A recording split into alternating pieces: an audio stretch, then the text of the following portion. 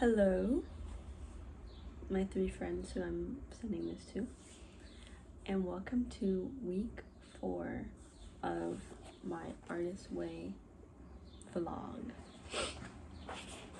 Now, it's gonna take a second for me to warm up to be comfortable on camera, but we will get there. So, I'll just tell you about what's happening right now for me. Well, technically I'm on week 5 right now, and I'm actually on the last day of week 5, but I never made the vlog for week 4. So I'm doing that now because I feel like I made a commitment and I don't want to skip a week. I just made grits, roasted garlic grits with chorizo and fajita vegetables and more roasted garlic. And so that's what I did this morning. And I'm working on using my face more and making my face work better. So I'm trying to like smile and stuff. I feel like it will help me to see on video how I'm not doing that. But I think that's gonna be like a longer process. We're getting there. And I feel kind of embarrassed to be talking loudly because the windows are open. And because Finn's in the shower, so I'm scared someone's gonna bust in on me, even though I know it actually doesn't matter if that happens. But I'm really scared. And also, by the way, I'm at my desk, so I'm like, maybe I'm gonna pretend I'm talking to like my little toys that I have on my desk. They're my audience for this video.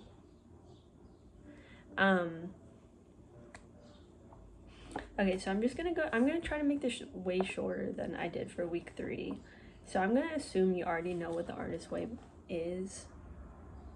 If you don't, you can watch my week 3 video. And you also will probably just kind of find out. So the main issue with this video that I'm filming right now is that now it's been a while since I did week 4. But only a week, so not that long. And this week 4, is called Recovering a Sense of Integrity. I feel like in a way I didn't figure out what that really meant. Catapults you into productive introspection and integration of new self-awareness. Okay, I'm remembering things now. Sorry, also I'm gonna have to like, I don't know, like snortle or blow my nose at some point because I feel congested. Okay, yes, so in part of this week, okay, I guess we're like learning things about ourselves, and now we're trying to integrate that into our life and like own that we can do that. And also a big part of this week was reading deprivation. So I think this book was written in the 70s when reading was probably the biggest dopamine activity that a human could do. I took it to be like a media cleanse or like media deprivation too. So I was like, okay, I'm not reading, I'm not going on my phone as much. For me that really meant like, okay, we know the obvious ones like Instagram. Really, I think for me, like that's the only social media I have, so like Instagram's the biggest one. So I was like, delete that fucking app, we're not opening this app. And I did an okay job. I had to re-download it at one point for my job, and I did immediately get really sucked into it. So yeah, maybe I'll just talk about this part first, the like reading deprivation or the like dopamine deprivation. So the idea behind it is that, okay, you're spending all your time doing these things, like you get home, you immediately pick up your phone, instead of doing something productive, whatever the fuck that means, but you know what I mean, productive or creative. And you know, at first when I read this, I was like, whatever, like, sure. But I will say I really noticed a big difference that when I didn't have those things that I usually reach for as like distraction from anxiety or fear or negative feelings, I was actually, well, first of all, I was able to actually like feel and process some of that, which made my quality of life, like, forget about being an artist, even like, even if you're not wanting to even do that, quality of life really improving when you're not just like stuffing all that shit down and being like, oh, I'm just feeling anxious, let me just like scroll. Baby, that shit doesn't go away when you open Instagram. So like, and I think a lot of this book has been like that for me. It's been like, okay, literally, even if I never make art again, like, this was already all very necessary things for my life. And feels like building that like pyramid of needs where it's just like your quality of life is increasing so that you feel more comfortable and safe to do creative things and express yourself. At least that's been kind of my interpretation of it, even though it's not exactly framed like that in the book. So yes, I think I did a decent job. I think it was wise of me to be like, let me expand this to all media. And I also think for the first time, because I've done that kind of thing before where I was like, okay, we're gonna try to, lay off the iPhone a little. I feel like something kind of clicked in a way it didn't before for me the past times that I've done that, and I feel like I really was able to see super clearly, maybe because I was being very intentional about it, because I'm doing this book that's like very intentional, so you're noticing things a little bit more. I feel like I was really able to notice how big of a difference it made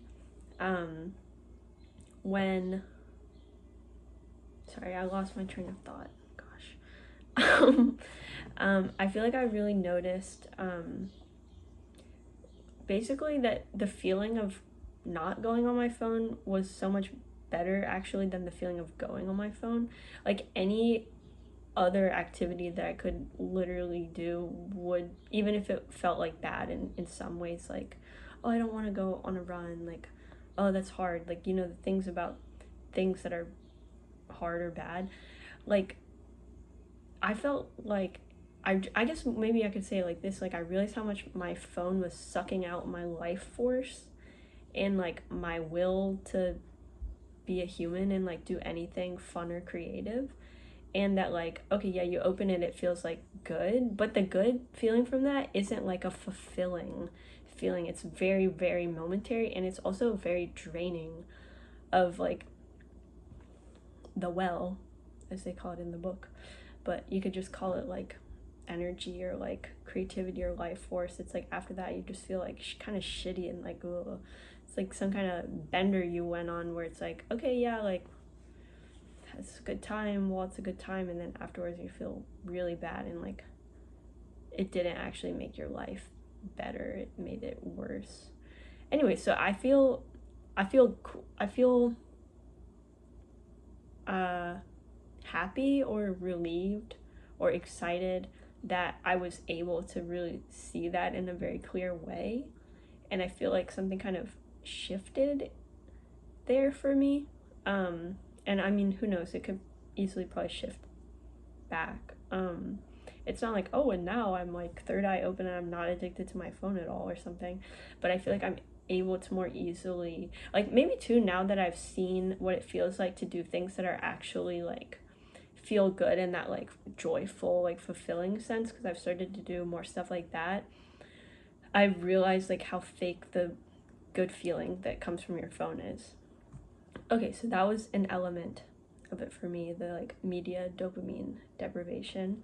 Now I'm gonna have to like read through the chat, like not really read through, but like kind of flip through a little bit to remind myself what the rest of this stuff was. So we'll have a moment of silence while I do that.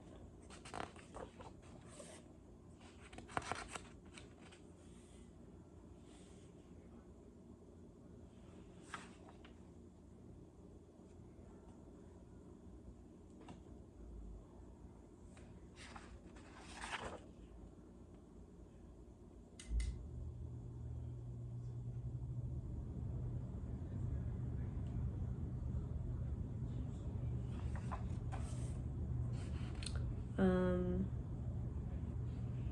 it talks about surrendering, or like spiritual emergency to like do what you need to do. I guess it's kind of talking about that process of, you know, okay, first you gotta figure out what you want, really, and then now you actually have to figure out how to do something about that. Or like, oh, this situation in my life isn't working for me. That's already hard to realize, but then the actual action is even harder. So I feel like maybe this week we're starting the like buddings of the like actual action, to especially some of the things that are more like harder, life-changing stuff. I'm not gonna lie, I don't really remember what I did week 4. I do feel, I mean, I can tell you, like, just based on vibes, I felt like, you know what, wait a second, I literally can pull up my journaling from that, whatever. I can tell you I went on an artist date to Trader Joe's, which wasn't maybe a real artist date.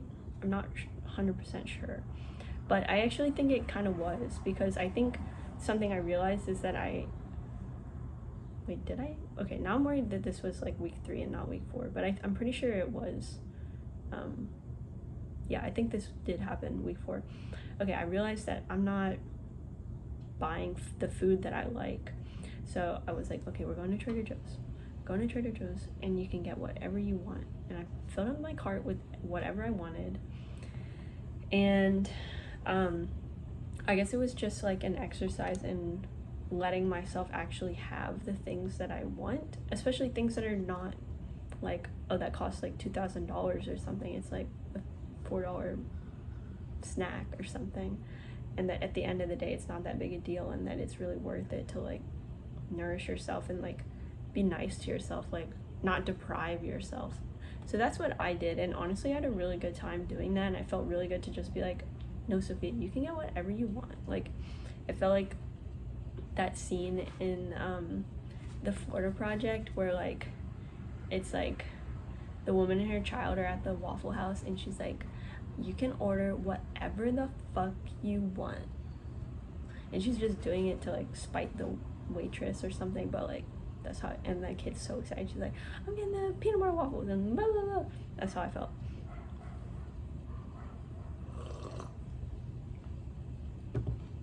So that was my artist date. It's not that glamorous, but it was fun. And Trader Joe's is crazy and like very kid coded. Okay, they made us do this exercise, buried dreams. List 5 hobbies that sound fun, 5 classes that sound fun, 5 things you personally would never do that sound fun, 5 skills that would be fun to have, and 5 things you used to enjoy doing, 5 silly things you would like to try once. It's funny, I don't know why it's like, it feels cunty. Yeah, so you can see like we're still at that phase of like we're trying to get, I mean, in a way like every chapter is kind of doing this, because I think it takes a lot of effort to like shake people into being like, by the way, there's these things that you have been wanting to do or to try that you tell yourself you don't want to do and you don't want to try, like that's for somebody else. Oh, I would never do that, really, even though it kind of looks cool. Or like, aha, if I was like this, then I would do that, but I'm not, you know. For me, like, I think I realized, oh wait, I think it'd be so fun to take an acting class, but I always thought in my head like, oh, I'm not a good actor, you know, so why would, like, I can't do that. Duh, why would you ever take an acting class if you didn't need a class? But it's like the things like that that are like, oh, I didn't even let myself think of that as something I wanted. Like, I probably, like, last time I thought about that as something I wanted was maybe like middle school when I was in theater. Or like, oh, I could be an extra in a movie, like that could be fun. Anyways, it's things like this, and it has been fun for me to do these exercises and kind of start uncovering things and be like, oh my god, I didn't even know that was in me. And okay, the tasks it made us do, describe your ideal environment. Oh, something, I'm not going to talk about that because that's not that interesting to me to talk about, but something that was really hard for me to do, that I had to do this week, was describe yourself at 80 and then write a letter from you at 80 to your current age. What would you tell yourself? What interests would you urge yourself to pursue? What dreams would you encourage? That was very challenging for me, and I felt very resistant to doing that. I think it just felt kind of like vulnerable or something, or like I mean, awakening the possibility that you could foresee a future where you did all the things that you wanted to do. Felt very emotional for me. So I did spend a lot of time writing that letter, and it was really hard. But I remembered at the beginning of the book, it was like, try to for sure do the ones that you feel the most resistance to, because those are probably some of the ones that are bringing the most stuff up and that can like really tap into some shit you need. So I did that, and let me see. Is there any room that you can make into a secret private space for yourself? Okay, so this is something I've been contending with, is like, from this week, something it asked us to do is like, what are your favorite blocks? And kind of like, basically, what are all the things you do to stop yourself from, I mean, stop yourself really in general, but like stop yourself from making art. And I think for me is this one of waiting, and like waiting for conditions to be right, or waiting for conditions to be perfect. And so immediately when I read that, converting a room in my 2-room 600 square foot apartment, like this is the room. There's a room in there, but it's a very small space that 2 people share. So I read that, I was immediately like, yeah, no, there's not a room that I can there's not a space that I can convert. Like, we're dealing with very limited space. So like my immediate response is like I'm always thinking like, oh, when this is the case, then I can do that. When we get more space, when blah blah blah blah blah blah blah blah. Probably before I moved here, I was thinking the same thing, like, oh, whenever I move to New Orleans, like, oh, whenever we move into our new apartment, blah blah blah blah blah. Yeah, that's some BS excuse. And I'm trying to tell myself that that's a BS excuse. It's like, yeah, like, conditions could be better. Conditions could be made easier for me to make stuff. Like, it's certainly easier to, like, make art when you can actually spread out, when you don't feel like your house is so cluttered and messy and it's making you not be able to focus. But, like, you gotta do what you gotta do. Like, you gotta fucking get some grit and live, laugh, love like that, or otherwise you're never gonna make anything, and that would suck. So I have this desk where I'm sitting at now, and basically part of what I was doing, like converting a space, I was just trying to like make my desk cute and sit at my desk more, because I've had this desk and I haven't really ever used it since I got here. I'm not fully sure why. Probably I'm just like blocked, literally why I'm doing this book. But when I first got it, I was like, okay, this would be my space for writing. This would be my mini studio space. This would be my personal space, my creative space. And then I literally never sat at it or used it. And I even got this, oh, you can't see it, but this chair is really cute. I swear, if you looked at this, you would not think it is, but it's crazy underneath that. It's like airbrush blue, and yeah. So like, I was just like, okay, let me try to really make this space cute. Like, let me make it my space. So you can't see this because the camera is the wrong way, but I've got a little vase of flowers. I'm gonna just point the general direction. Vase of flowers, toys, very much so cute, little toys. Oh my god. Hot Wheels, stack of books, Hot Wheels, some of my art above it, incense, this thing that I made out of flowers. It's not pretty, but I just spent a really long time weaving them together. So I'm putting it up here because I made that shit. And anyways, yeah, so my idea was like, let me try to just spend some time in the space that I did originally try to make for myself. And even if I'm just sitting, oh, it's dusty as fuck, no wonder. Even if I'm just sitting here, oh my god, it's literally so dusty. Already taking care of it by just dusting it right now. Just sitting here to drink my tea, or like writing something, like, let me put energy into this. So that was my version of doing that task.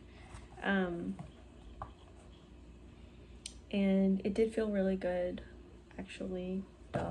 What I'm starting to realize is like, okay, it feels really good, and in a way not actually that hard to be like, let me tap into all that stuff I want, because you kind of want it, and you want to let yourself want it. So mostly it just, at least for me in my experience, feels really good and not actually that hard. It's kind of just like, oh, relief. What feels really hard and the like I'm nauseated, like I literally want to like throw up, pass out, like stab, is actually like making art or something, I think, because it's like the sense, or like doing the stuff, like actionizing the ones, especially when it comes to like making art or writing. It's like I have this like immediately like, no, I don't want to, fuck that, like something in me is like pushing away so hard. I'm like, okay, I'm having to like fight my demons now. Like I'm at the point where I'm like, okay, I'm having to like do some really, really, really hard work to like push through that and like let my artist feel safe again, especially when it comes to writing. I've noticed it's like I'm like, I don't want to do that, like that sounds horrible, but I'm like, be like, okay, just let's go to a coffee shop. You love going to coffee shops. You sit here for an hour, just write for an hour, and you know, I'm starting to create that sense of safety for myself again, which I think is like the like push away no, is like, I think I've been very mean to my artist and very critical, and now my artist is like withdrawing away from me, and like avoidant attachment kind of style, like when I'm kind of like, let's get together and make some art, my artist is like, who the fuck are you? Like, get away. I don't want to be hurt by you again. So I'm having to like build that trust back up. Let's see if there's anything else I want to talk about. There was actually a lot this week. I kind of fell off a little bit. I like yeah, I feel like I fell off, like not really, but kind of, because I didn't do all the tasks, or I felt like there were some that I should have done that I didn't do, and I felt like I ran out. It was also an extremely busy week for me, randomly. Like, I think I worked 2 more days than I normally work, 2 or 3 or something like that. So yes, it makes sense. So I'm not being critical about it. So yes, I didn't do all the tasks, and there's somewhere I was like, maybe I should have done that. But I didn't get to it, whatever. Like, I was supposed to plan an extended artist date. I was really like, I don't know what to plan. I didn't do that one. So it's supposed to be like a weekend day, like 1 full day instead of 2 hours.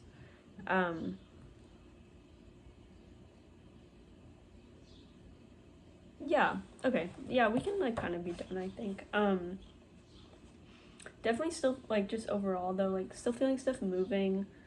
I think I did a good job actually by not finishing it, because I'm like a finisher, like I have to finish everything, and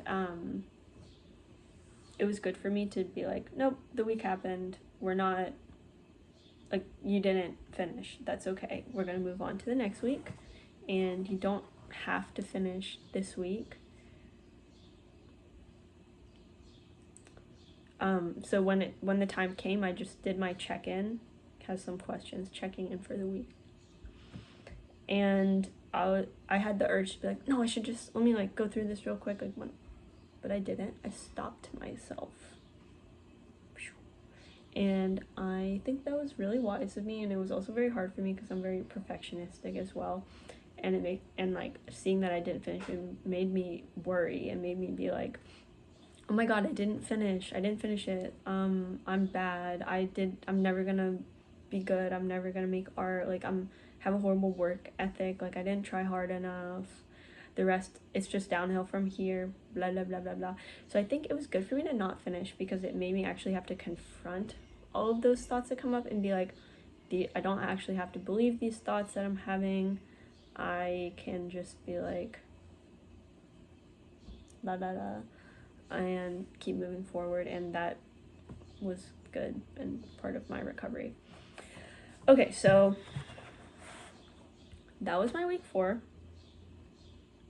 I'm at the very tail end of my week 5, so probably tomorrow I'll record a week 5 vlog, and that's that. And I'm just gonna let my face not move. I'm gonna not be like, your face has to move too. Because you know what? I don't know why we like this, but we like this, and our face doesn't move much. So we're just gonna be like having my bottom half of my face move and not the top, and not have that as a goal anymore because that's fucking stupid, and I don't need to like change how my face moves. Wow, went through a full journey. Okay. Thank you for watching. Like and subscribe. Just kidding, because I don't really have a YouTube channel. But if you made it this far, just know that I think that's really awesome, and I'm very happy. Thank you. Bye.